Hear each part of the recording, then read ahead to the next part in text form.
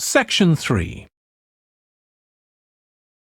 You will hear two tourism students, called Natalie and Dave, talking about the tourism case study they are doing. First, you have some time to look at questions 21 to 26.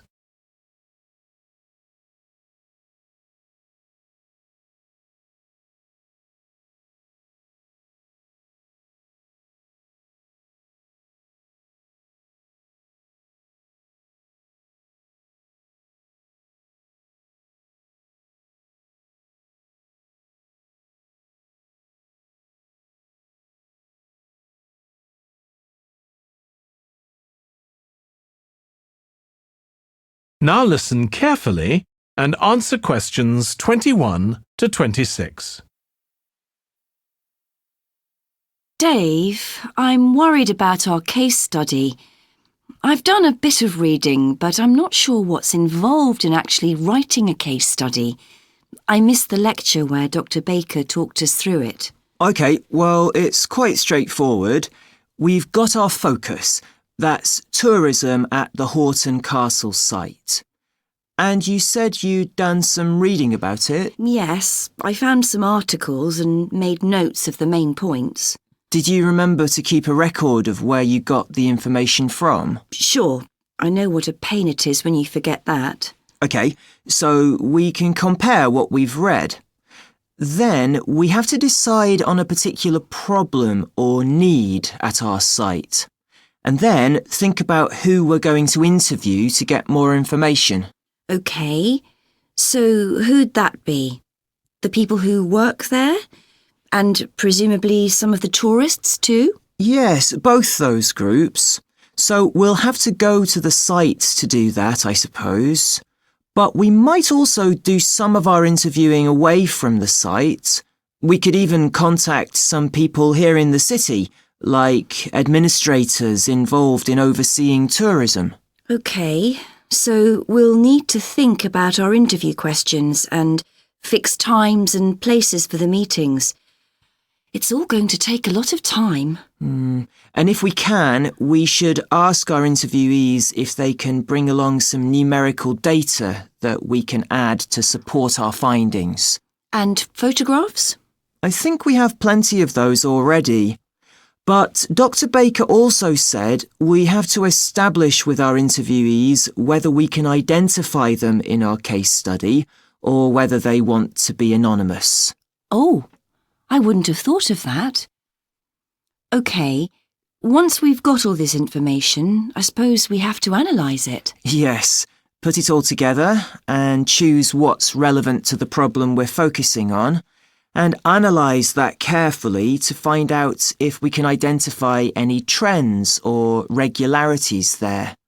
That's the main thing at this stage, rather than concentrating on details or lots of facts. OK, and then once we've analysed that, what next? Well, then we need to think about what we do with the data we've selected to make it as clear as possible to our readers.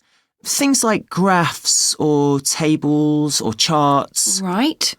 Then the case study itself is mostly quite standard. We begin by presenting the problem and giving some background, then go through the main sections.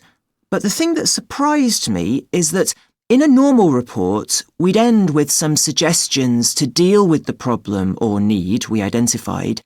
But in a case study, we end up with a question or a series of questions to our readers, and they decide what ought to be done. Oh, I hadn't realised that. Before you hear the rest of the discussion, you have some time to look at questions 27 to 30.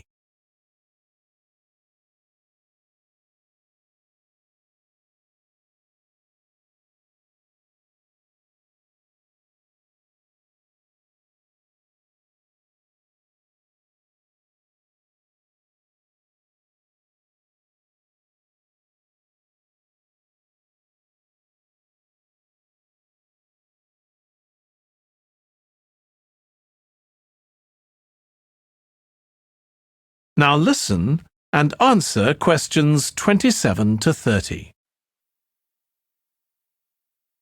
So, basically, the problem we're addressing in our case study of the Horton Castle site is why so few tourists are visiting it.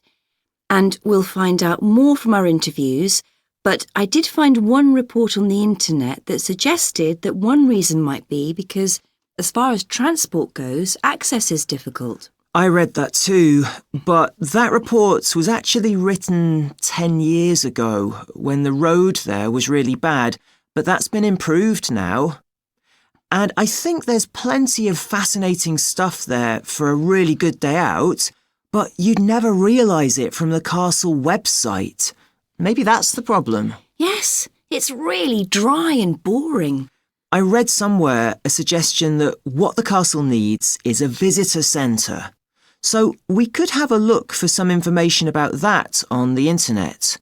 What would we need to know? Well, who'd use it for a start? It'd be good to know what categories the visitors fell into too, like school parties or retired people. But I think we'd have to talk to staff to get that information. OK, and as we're thinking of suggesting a visitor centre, we'd also have to look at potential problems. I mean, obviously it wouldn't be cheap to set up. No, but it could be a really good investment. And as it's on a historical site, it'd need to get special planning permission, I expect. That might be hard. Right, especially as the only possible place for it would be at the entrance, and that's right in front of the castle. But it could be a good thing for the town of Horton. At present, it's a bit of a ghost town. Once they've left school and got any skills or qualifications, the young people all get out as fast as they can to get jobs in the city, and the only people left are children and those who've retired. Right. Something else we could investigate would be the potential damage that tourists might cause to the castle site. I mean, their environmental impact. At present, the tourists can just wander around wherever they want. But if numbers increase, there might have to be some restrictions, like sticking to marked ways. And there'd need to be guides and wardens around to make sure these are enforced. Yes, we could look at that too. OK, well, we've certainly managed... That is the end of section 3. You now have half a minute to check your answers.